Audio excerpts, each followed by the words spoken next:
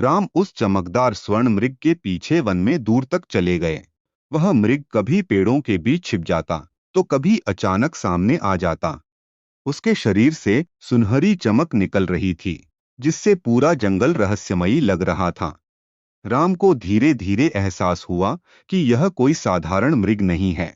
उन्होंने अपना दिव्य बाण निकाला और मृग पर चला दिया। जैसे ही बाण लगा, स्वर्ण मृग अचानक अपने असली रूप में आ गया।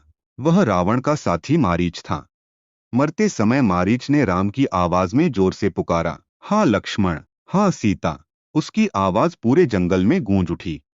कुटिया में बैठी सीता यह आवाज सुनकर घबरा गईं। उन्होंने तुरंत लक्ष्मण से राम की सहायता के लिए जाने को कहा।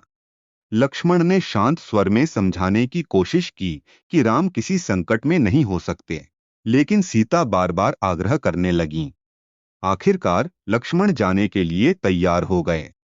जाने से पहले उन्होंने कुटिया के चारों ओर एक चमकती हुई सुरक्षा रेखा खींच दी, लक्ष्मण रेखा।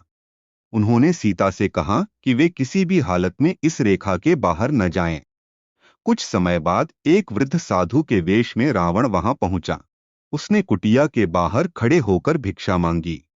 सीता ने भीतर से ही भोजन देने की कोशिश की, लेकिन वह साधु उन्हें बाहर आने के लिए कहने लगा।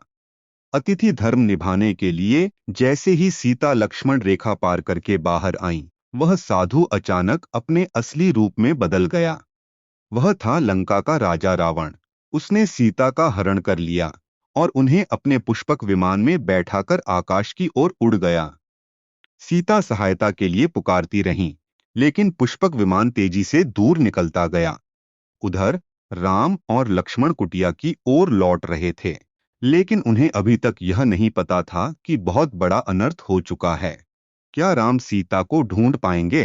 Part 9 coming soon.